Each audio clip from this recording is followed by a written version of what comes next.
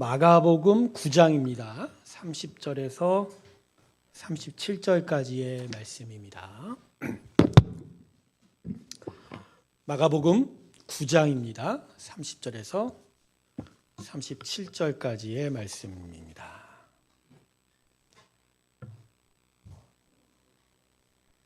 자, 찾으셨습니까?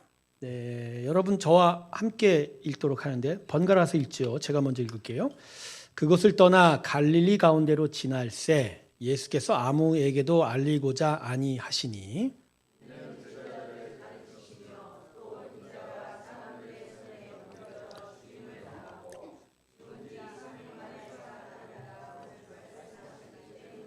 그러나 제자들은 이 말씀을 깨닫지 못하고 묻기도 두려워하더라.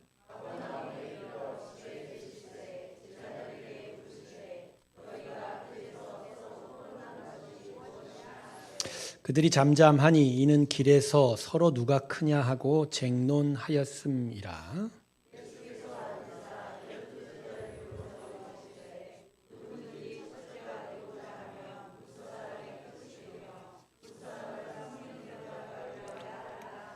어린아이 하나를 데려다가 그들 가운데 세우시고 안으시며 제자들에게 이르시되, 같이 읽습니다. 누구든지 내 이름으로 이런 어린아이 하나를 영접하면 곧 나를 영접하며 누구든지 나를 영접하면 나를 영접하며 나를 보내신 이를 영접함이니라. 아멘. 제가 코로나 때부터 심각하게 고민하고 또 생각했던 바가 가령 이러한 질문이죠. 우리의 예배를 하나님께서 무엇을 보시고 받으시는가에 대한 얘기죠. 그러니까 예배실에 나와 하나님께 예배하는 그 외양으로 하나님은 우리의 예배를 받으시느냐라는 거죠. 코로나 시대에 우리가 경험한 게 뭡니까? 예배실에 나오지 않아도 예배할 수 있음이잖아요. 많은 사람들이 나 예배실에 나가서 접연되기 싫어. 온라인으로 집에서 전파받아서 나 혼자 예배 드리면 그게 뭔 문제야? 라고 질문을 했고 교회들은 거기에 대해서 뭐라고 대답했습니까? 네, 맞습니다. 거기서 예배해도 예배 드릴 수 있습니다. 그랬잖아요. 그러니까 가령 예배실에 오늘도 나오지 않아도 우리는 하나님께 여전히 은혜 받을 수 있죠. 그분이 우리를 구원의 자녀로 여전히 인정하시죠. 제가 오늘 왜 이런 질문을 여러분하고 드리냐면 우리의 외양으로는 하나님의 원하시는 그 기쁨 가운데 도달할 순 없다라는 거죠. 없다라는 거죠. 그러니까 우리에게 있어 신앙의 관건은 외양과 형태의 모습이 아니라 뭐죠? 심령이죠. 우리 마음이 진심으로 하나님을 섬기느냐에 대한 이야기잖아요. 여러분, 우리의 신앙의 관건은 진짜 우리의 마음이 하나님을 제대로 섬기느냐, 제대로 하나님을 예배하느냐에 대한 이야기입니다. 그러니까 그 부분에 대해서 우리가 집중하고 그 부분에 대해서 우리가 마음을 쏟아야 되는 게 우리의 신앙입니다. 네. 그러니까 이 자리에 어떤 장소, 시간을 지킨다고 해서 신앙이 성립하지는 않는다는 거예요. 그러니까 뭐 새해 신앙의 삶의 모습, 어떤 변화들을 우리가 가지려고 할 때 우리가 초점을 맞춰야 되는 건 형식과 외양이 아니라는 거예요. 내일 이제 이번 주일에 여러분과 함께 나눌 설교 귀한 주제이기도 하지만 진짜 우리 심령이 하나님 앞에 어떻게 서 있느냐에 대한 이야기죠. 그래서 오늘 새해 첫 금요 예배니까 사람들이 안 나온 거죠. 그러니까 신앙의 본질적인 부분을 아니까 뭐 그냥 추우면 집에서 예배 드려도 되죠. 그게 문제가 아니라는 거죠. 진짜 그걸 아니까 그런 거예요? 아니면 추우니까 그냥 집에서 드려야지 이런 건가요? 예, 그런 질문을 설교 전에 잠깐 드려가면서 여러분 내가 여기 왔다고 안심하지 마시고요. 내 마음이 하나님께 드려지기를 애써 기도하시고 하나님께 마음을 드리시길 주님의 이름으로 축원합니다. 잠깐 기도하겠습니다. 하나님, 애써 우리 마음을 지키게 하여 주시옵소서. 새해 첫 금요 예배입니다. 저희가 외형의 열심이 아닌 심령의 중심으로 주께 나아가려 하오니 다윗의 그 고백처럼 나의 마음의 정직함으로 나의 마음의 정함으로 주께 예배하게 하여 주시옵소서. 오늘도 성령의 귀한 은혜로 우리 10년 가운데 함께하기를 소원하고 감사드리며 예수님의 이름으로 기도드립니다. 아멘. 예수님께서 제자들과 함께 하셨던 시간을 흔히 우리는 신학적으로 공생애라고 합니다. 예수 그리스도께서 이 땅에 오셔서 이스라엘 백성에게 본격적으로 천국 복음을 가르쳤던 시간이 십자가에서 죽으시기까지 횟수를 헤아리면 한 3년 6개월이 된다라는 거예요. 근데 이 3년 6개월의 시간을 대중전도 복음 전파에 다 할애하신 건 아닙니다. 곧 중간중간마다 제자들과 더 친밀한 관계를 맺으시고 제자들에게 보다 더 분명한 복음을 가르치는데도 예수께서 자신의 시간을 할애하셨습니다. 특별히 공생애 사역 후반부로 갈수록 저 북부 지역 갈릴리 지역보단 남쪽 유대 지역에서 보다 더 많은 시간을 머무르셨고요. 남쪽 유다 지역에서는 이스라엘 백성들 앞에 나가서 복음을 전하기보단 핵심 제자들과 함께 복음을 가르쳤던 시간이 더 많은 것으로 연구되고 있어요. 예수님께서 그 이유는 십자가에 더 가까이 갈수록 이제 그 십자가 복음의 역사가 열매가 나타나야 되거든요. 이제 40일간의 부활의 기간이 떠나고 승천하신 이후에 성령이 오셔서 그 성령의 능력으로 제자들이 복음을 전해야 되고 그들을 통해서 교회가 세워지고 온 만방에 하나님의 진리의 빛이 비춰져야 되기 때문에 무엇보다도 성령 받고 또 제자들이 세워져 가는 일이 참 중요했기 때문입니다.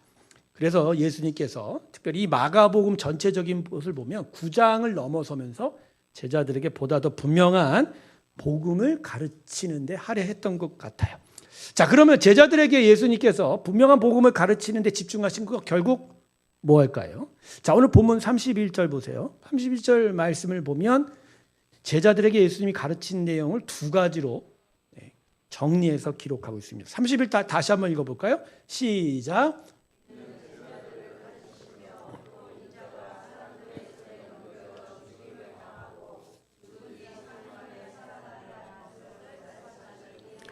네, 31절 보면 두 가지입니다. 첫 번째, 인자가 사람들의 손에 넘겨 죽임당하고, 이건 십자가에 고난받아 죽으신다는 얘기를 하는 거고, 둘째는요, 죽은 지 3일 만에 살아나리라. 이건 부활에 대한 이야기죠. 사흘 만에 부활하리라.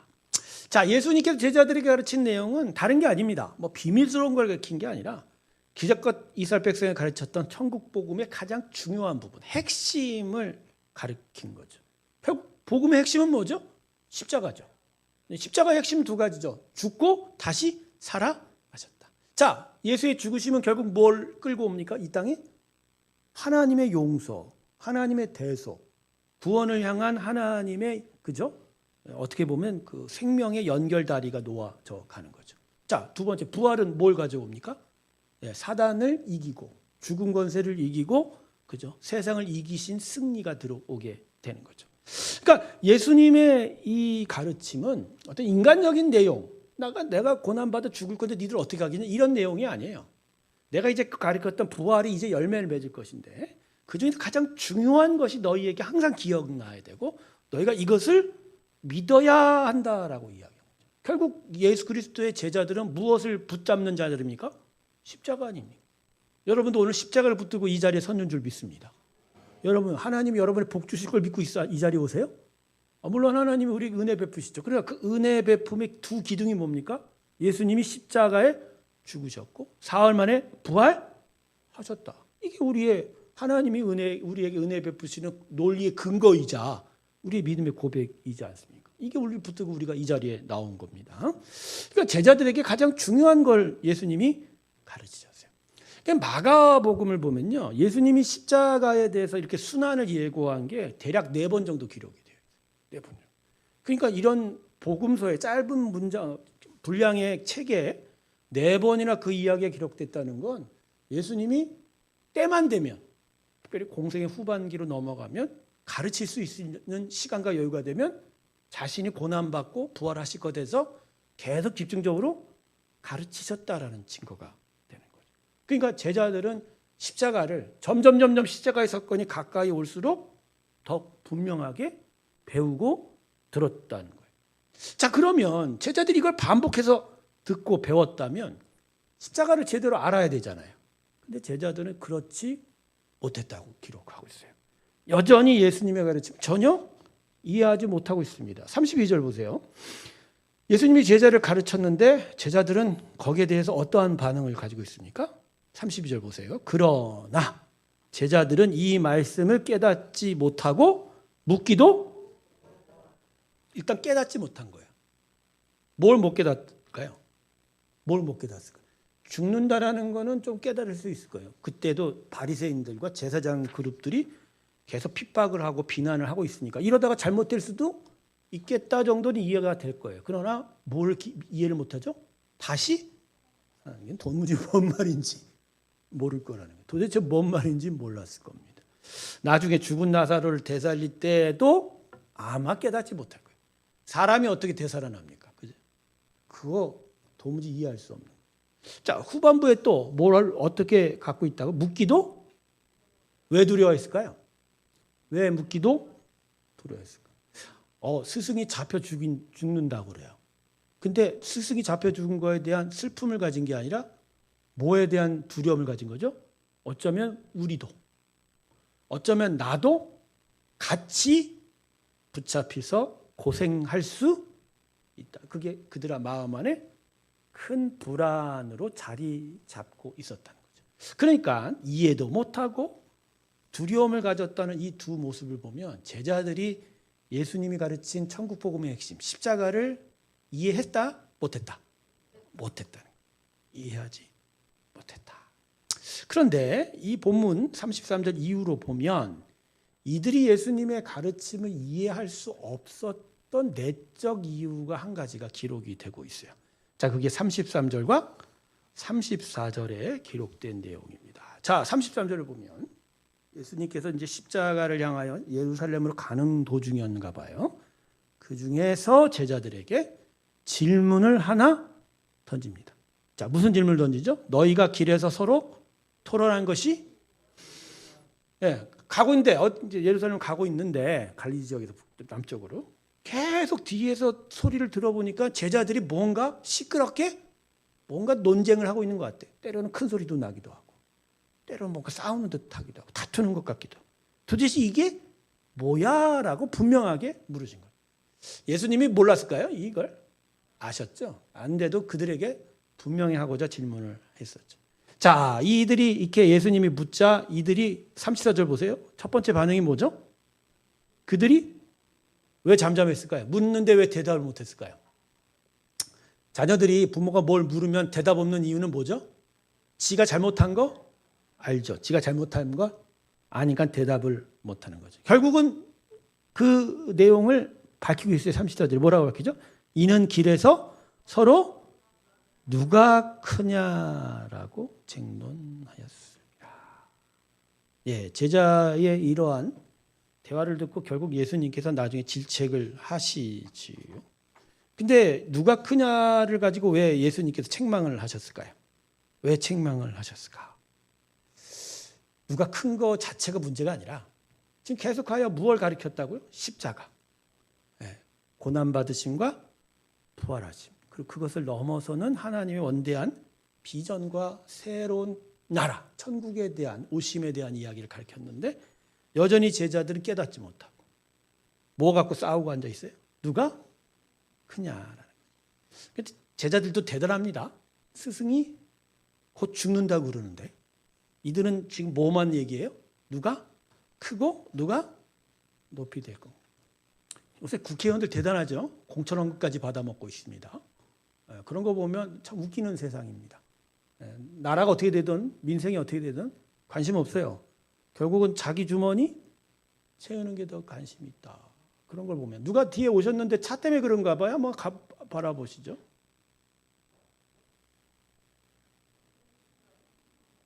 예.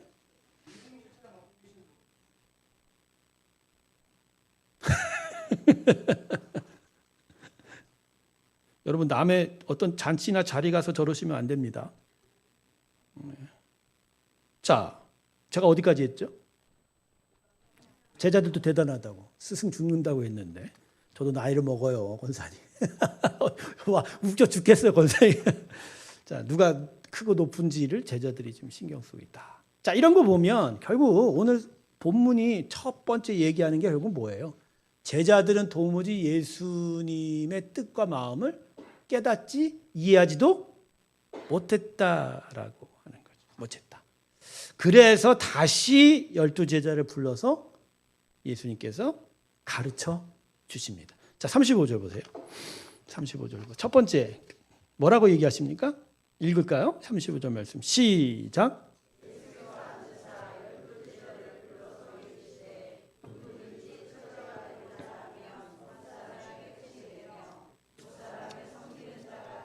하리라 하시고, 자, 첫째가 되려는 자는 끝째가 되고 섬김을 받는 큰 자가 되려면 섬기는 자가 되리라. 자, 두 가지가 대조되어 중심 메시지를 전하고 있는데, 여러분, 이게 이 말씀의 본뜻이 뭐죠? 예수님이 이 말씀을 하시는 큰 이유가 뭐냐고요? 본뜻. 예, 첫째와 큰 자가 되기 위한 조건을 말씀하는 건가요? 그런 건가요? 니들 중에 진짜 큰 자가 되고자 하니? 그러려면 이렇게 해봐. 이렇게 얘기하신 겁니까? 아니면 다른 의도를 이야기하실 수 있는 거예요. 여러분, 이거요, 조건을 이야기하는 게 아니라 이런 이야기 자체가 맞지 않는다는 거예요. 좀 쉽게 얘기할게요. 교회에 와서 부자 되는 것을 말하는 거, 생각하는 것 맞지 않다예요. 어마어마한 얘기를 했습니다. 우리가 하나님을 생각하면서 부자 된다라는 것을 생각하는 것 자체가 복음의 기본적인 핵심적인 메시지와 관계가 있다 없다? 없어요. 없다라는 거예요. 그러니까 지금 제자들에게 얘기하는 게 뭔지, 니들 얘기하는 건 알겠는데 내가 가르친 복음은 그거와 전혀 상관없어. 자, 그러면서 덧붙이는 이야기가 36절과 37절이죠. 아이 하나를 안으시고 37절에서 뭐라고 얘기하십니까? 누구든지 내 이름으로 이런 어린아이 하나를 영접하면 곧 누구든지 나를 영접하면 나를 영접함이 아니요 나를 보내신 이를 함이라. 이건 또 무슨 얘기일까요? 자, 어린아이를 영접한다는 게 어떤 의미인가요? 이 아이와 같은 마음, 이러한 습성을 좋아하고 이런 습성을 기뻐하는 거에 대한 이야기인가요? 순진한 거에 대한 얘기인가요? 아닌데요? 그게 아닌데요? 예. 이 어린아이와 같이 작고 미련하고 부족한 자를 영접하는 게 천국에 들어가는 길이다. 그 얘기하는 게 아니에요. 이건 기본적으로 크고 높음과는 상관이 없다는 거죠. 자, 이런 거예요. 쉽게 얘기해요. 여러분, 선행을 많이 하거나 작게 하거나 아예 안 하거나가 천국에 들어가는 가치입니까? 아닙니까? 그러니까 천국에 들어가는 가치는 지금 현재 이 타락한 인간 세상에서는 우리의 선행에 달렸다 안 달렸다? 관계 없다는 얘기예요. 크고 작음이 관계 없다. 기왕 살려면 착하게 살긴 하는데 그 자체로는 천국 갈 조건도 안 된다. 관계 없다라. 자, 그러니까 오늘 제자들에게 예수님께서 가르치는 말씀은 드러난 문장과 뜻과는 좀 더 깊이 들어가야 돼요. 즉, 드러난 걸 보면 작은 자가 돼야 큰 자가 된다라는 거. 그죠? 그 어린아이와 같은 이런 작은 것을 섬겨줘야 정말 하나님의 기쁨을 받는다. 이런 식으로 해석이 돼요. 가령 복음이 우리에게 먼저 가르치는 게 뭐죠? 대충 착한 일에 대한 이야기입니다. 그죠? 선한 일에 대한 이야기입니다. 그리고 좀 더 나아가면 열심을 내는 일에 대한 이야기를 들려요. 간절함에 대한 이야기를 들려요. 근데 그 모든 것들을 지금 예수님은 뭐라고 얘기하시는 거예요? 관계 없다고요. 여러분에게 물을게요. 복음이 착하게 사는 것과 관계 있어요? 정확하게 말씀하세요. 다 여러분이 대답을 해야 돼요. 복음은 착하게 사는 것과 관계 없어요. 천국에 들어가는 건요. 열심히 신앙생활하는 것과 관계 있어요? 없어요. 여러분, 이 두 가지에 지금 제가 말씀드린 거에 여러분 무너지셔야 돼요. 제가 오늘 설교 전에 서두에 이 자리에 나온 것이 우리의 신앙을 결정지지 않는다고 얘기했어요. 집에 계셔도 된다고 그랬어요. 집에 있으나 여기 있으나 똑같은 기준 하나만이 작용된다고 그랬어요. 뭐죠? 우리 심령이 하나님께 드려지느냐 이 얘기죠. 그러면 여기에 나와 있어도 두려울 수밖에 없어요. 왜죠? 우리 마음이 하나님께 진짜 드려지고 있는지는 누구도 장담 못합니다. 저만 얘기할게요. 목사도 목사가 뭔 존재인데 그걸 내가 확증을 받고 그건 나는 통과했어라고 얘기할 자신이 없어요. 저는 없어요. 그냥 교회 공동체 안에서 하는 일의 차이가 우리들의 직분의 다름이지 제가 여러분보다 낫고 내가 여러분보다 더 많은 것을 허락받았다? 그건 아니죠. 좀 더 많이 알고 있을 뿐이지 좀 더 많이 알고 있고 경험할 뿐이지 그게 천국과 복음과 관계 있다 없다? 없어요. 복음과 천국과 관계 있는 건 우리의 심령의 중심입니다. 내가 하나님께 마음을 온전히 드리느냐 마느냐 이 얘기예요. 오늘 본문도 마찬가지예요. 어린아이 좋아하는 것과 관계 있다 없다? 작은 자가 되는 것과 관계 있다 없다? 없어요. 전혀 관계 없다라고 얘기해요. 그러면 뭐가 관계 있냐고요? 여러분 뭐가 관계 있냐고요? 무엇이 관계 있냐? 해가 설교 일정을 정하는 것도 난 이상하게 정해. 여러분 오늘 본문을 2달 전에 정해놨어요. 근데 어떻게 설교를 하는 게 내일 이번 주일의 설교하고 거의 비슷해. 이러면 주일 설교가 재미없어져 갖고 제가 오늘 대충 해야 되는 관계가 있는데 나도 몰라. 하다 보니까 이럴 테니까 또 하나님이 원하시는 것 같긴 합니다. 자, 그러니까 우리가 새 사람을 입는 정말 새로운 변화, 정말 복음의 사람으로 서가는 일에 가장 중요한 게 뭐냐는 이야기예요. 자, 그걸 오늘 제가 조금 비틀어서 한 몇 가지로 말씀을 드릴게요. 첫 번째는 믿음에 있어서 최고의 가치는 하나님과 마음을 같이 하는 겁니다. 뭐라고요? 하나님과 마음을 같이 하는 거죠. 여러분 하나님을 믿는다의 의미가 뭐죠? 제가 몇 년 동안 반복해서 얘기했습니다. 하나님을 믿는다는 게 뭐죠? 그분의 뭘 신뢰한다고요? 2가지예요. 첫 번째 말씀입니다. 하나님이 말씀하신 것을 믿는 거예요. 근데 그 말씀을 믿는다는 건 그분의 성품이에요. 그분의 인격이에요. 그분의 뜻이에요. 그분의 마음이에요. 그러니까 그냥 쉽게 얘기하면 내가 뭘 믿어요? 하나님의 성품을 믿는 거예요. 그분은 신실하십니다. 한 번 말씀하시면 변개하지 않으십니다. 그러니까 한 번 우리를 구원하시겠다, 나를 사랑하겠다고 하면 어떠한 일이 있어도 그 사랑을 변하게 할 수 있습니까? 없습니까? 없습니다. 그런데 그것도 예외가 있어요. 사울을 택한 하나님이 다윗은 끝까지 지켰으나 사울은 중간에 버리셨죠. 바로 이런 게 말씀을 읽으면서 이거 이상하지? 이거 왜 그럴까? 고민하면서 묵상하면서 그렇구나. 내가 하나님의 이 성품을 인정하되 그럼에도 불구하고 내 마음을 지켜가는 것도 너무너무 중요한 거라고 하는 긴장을 갖게 만드는 거죠. 그러나 그분의 말씀이 쉽게 변하지 않는다는 건 변하지 않는 거예요. 그러니까 하나님을 믿는 게 바로 이런 거예요. 근데 여러분이 하나님을 믿는 수준이 어떤 수준일까요? 그분은 복 주시기를 원하고 그분께 기도하면 언제나 들어주기를 원하며 내가 어려울 땐 그분이 채워주시기를 원한다. 제가 여러분 묻습니다. 하나님 우리를 채워주십니까? 아니요라는 대답 나오는데 감사합니다. 하나님 우리를 채워주세요? 뭘 채워주는데? 뭘 채워주는데 여러분? 그래 뭘 채워주세요? 왜 부부끼리 싸워? 왜? 뭘 채우는데? 하나님 뭘 채우실까요? 우리 안에? 뭐라고요? 말씀은 이미 선포된 거라 채우는 게 아니에요. 그냥 우리가 읽으면 되는 거죠.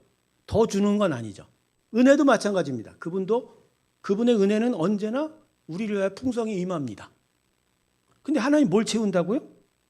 여러분 그러니까 채우시는 하나님에 대한 환상이 우리한테 있어요. 하나님은 우리를 채우시기보단 우리를 앞서 가십니다. 인도하시는 거예요. 그분이 원하시는 대로 끌고 가실 뿐이에요. 그분의 채우심이 이미 이루어졌어요. 우리 안에 영원한 생명이 함께한 줄로 믿습니다. 영원한 하나님의 약속이 우리 가운데 함께하는 줄로 저는 믿습니다. 그러니까 그분의 그 약속을 믿고 따라가는 거죠. 하나님 그런 것 같아요. 우리에게 합당치 않은 건 아예 주지 않으세요.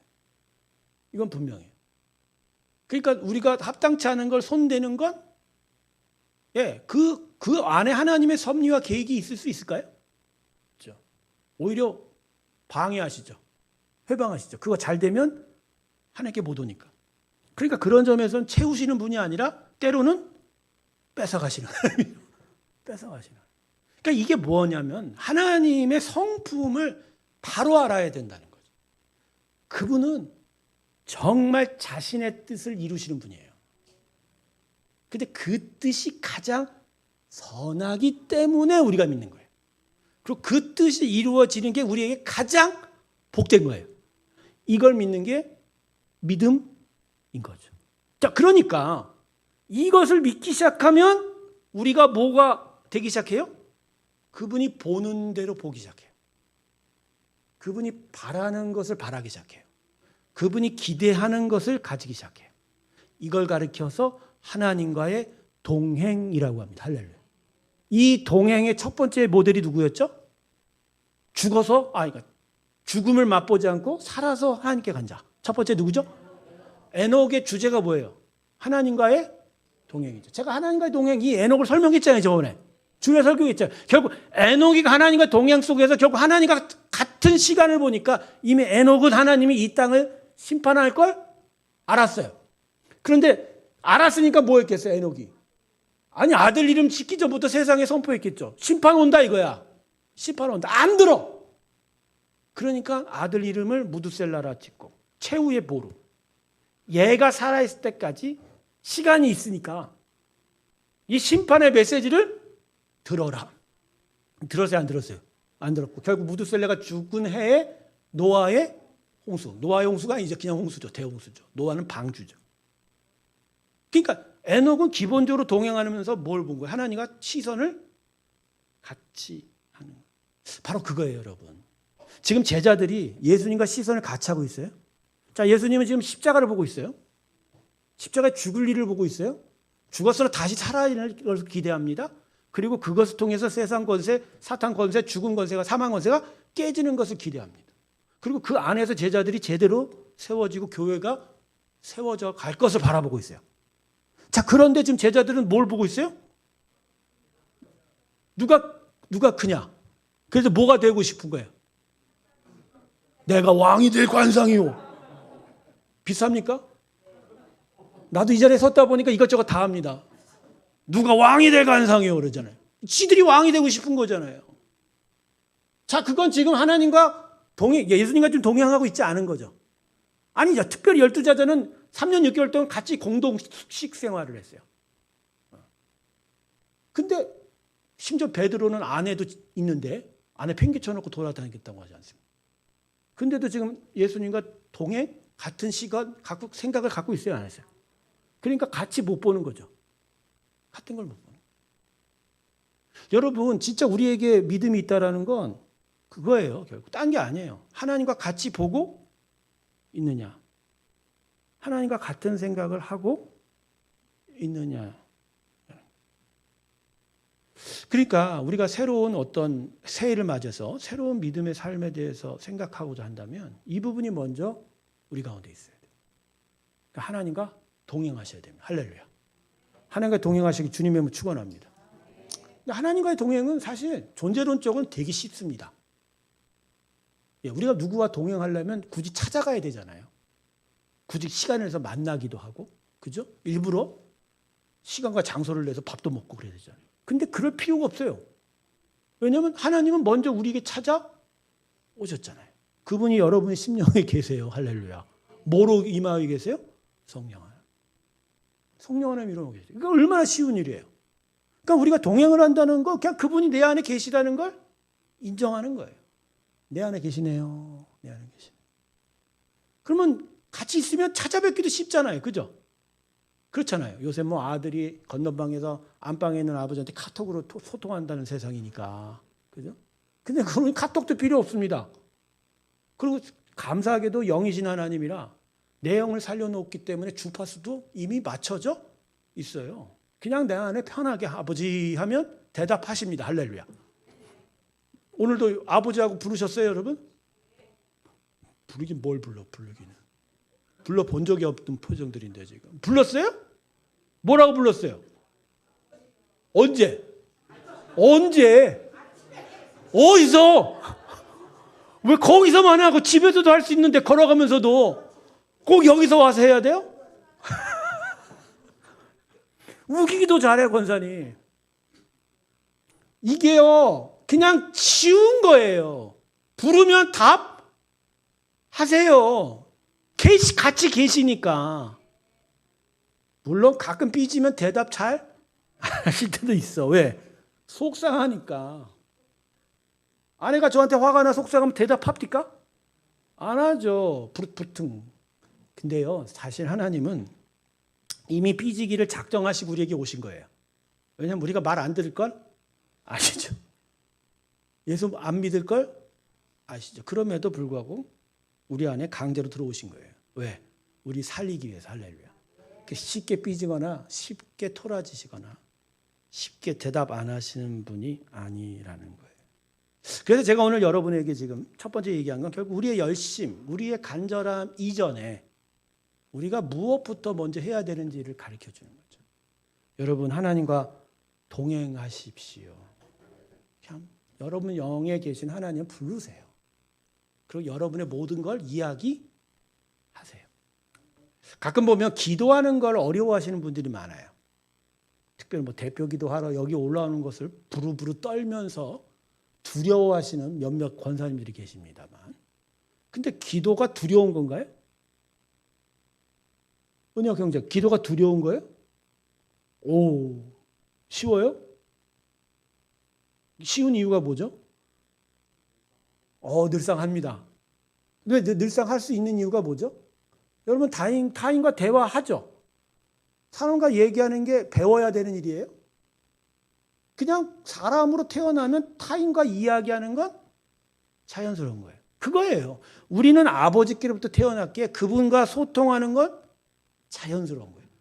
부르시면 대답하고, 물으면 응답하실 것이고, 그분도 우리에게 물으실 것이고, 우리도 대답할 수 있습니다. 안 해서 그렇고, 생각 안 해서 그런 거고, 관심조차 없어서 그런 거예요. 하면 당연히 되게 되어 있어요. 물론 다른 사람 앞에 나와서 어떤 형식 안에서 무슨 기도를 한다는 게 그 내용과 이거에 맞춰가는 부분이 있으니까 어려워하긴 하지만, 그러나 기도는 기본적으로 하나님과의 뭐죠? 대화예요. 소통이에요. 그러면서 하나님의 뜻을 알아가는 거예요. 그러면 눈과 귀가 같이 보음이 맞아 가는 거예요. 맞아. 그렇게 되면 제자들도 그런 거예요. 예수님이 지금 십자가가 관심이구나. 그럼 거기에 대해서 자기들도 이야기할 수가 있는 거죠. 자, 그런 점에서 두 번째, 믿는 자에게 있어서 정말로 있어야 될 게 뭐냐면 하나님과의 생각과 뜻을 알아가는 일이 필요하다는 거죠. 대화를 하다 보면요, 희한한 사람들을 목격하는 경우가 있습니다. 무슨 얘기냐? 남 얘기는 안 듣고 자기 얘기만 계속해서 하는 사람이 있습니다. 남이 무슨 얘기를 하려고 해도 맞고, 내가 이런 사람이야? 내 뜻이 이거야? 내 마음이 이래? 이것만 얘기하는 사람이 많다는 거죠. 자, 제가 이 이야기를 한 이유가 결국 뭐죠? 하나님과 소통을 해요. 기도는 하는데 뭐에 대해서만 이야기해요? 내 얘기. 내 마음만 전하려 한다라는 거죠. 이런 자는 결국 뭐에 부족한 사람이에요? 다른 사람의 생각과 뜻을 전혀 관심이 없어요. 뭐만 있어요? 나에 대한 이야기. 자, 우리가 하나님 앞에 섰을 때 그분과 동행하고 그분과 소통은 하지만, 그럼에도 불구하고 우리가 하나님의 뜻과 생각을 알 수 없는 경우는 바로 이겁니다. 내가 어디에만 관심이 있어요? 나한테만. 내가 무엇을 얻고 무엇이 되고 어떤 문제를 해결하고 어떤 생각을 하고 있는지. 제가 요새 심령이 많이 안 좋은 어떤 우울의 증세가 있습니다. 아픈 증세가 있어요.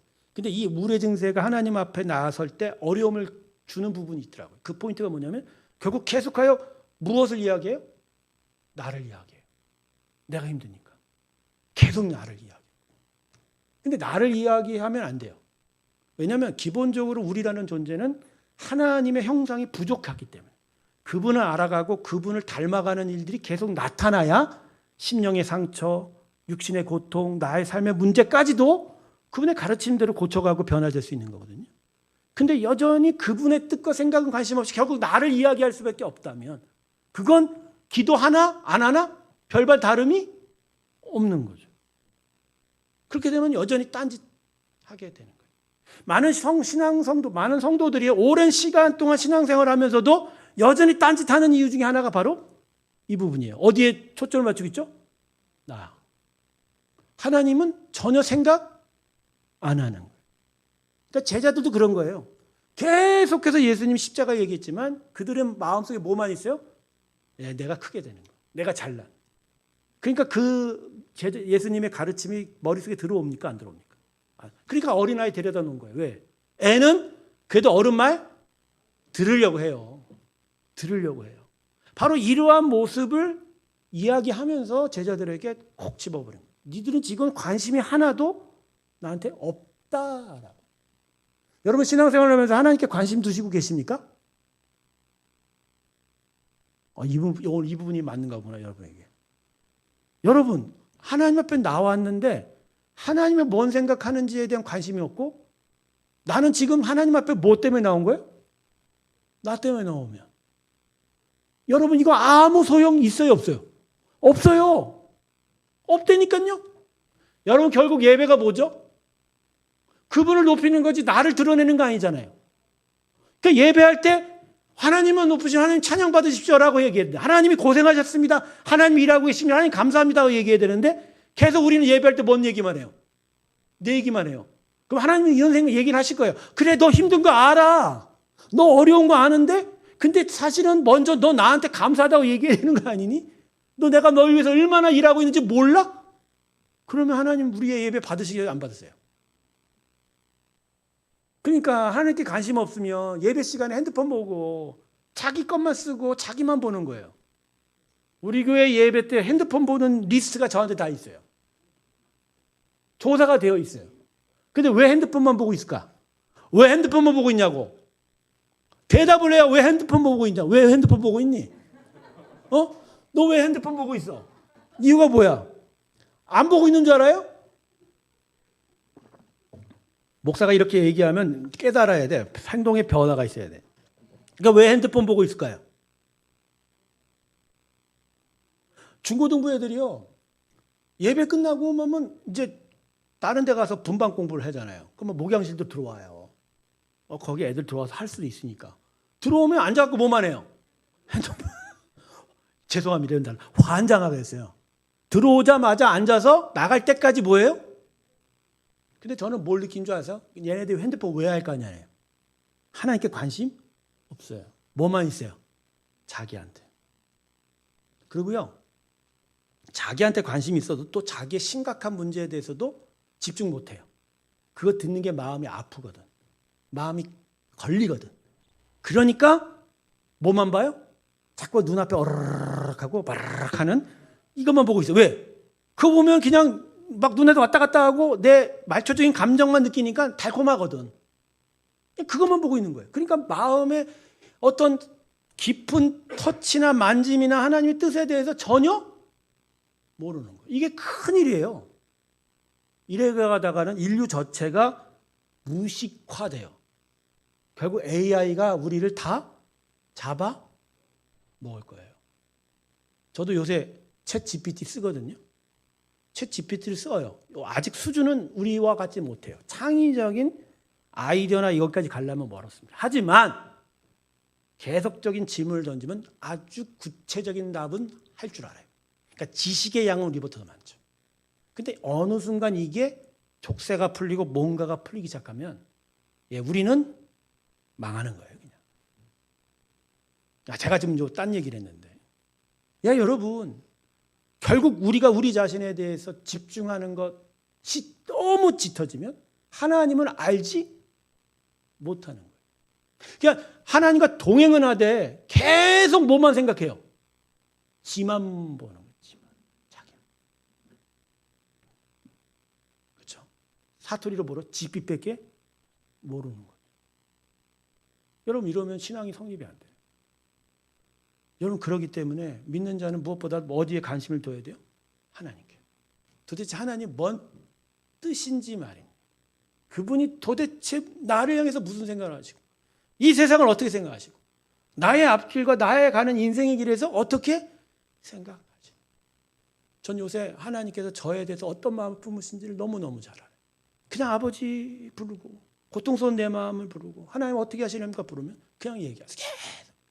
근데요 힘이 내가 얻는 내가 뭐냐면 하나님이 나에 대해서 관심이 있어 하시고 나에 대해서 많은 것들을 이미 알고 계시고 나의 모든 앞길에 어떻게 하실지조차도 나를 알려주셔서 위로하고 계시다는 거예요.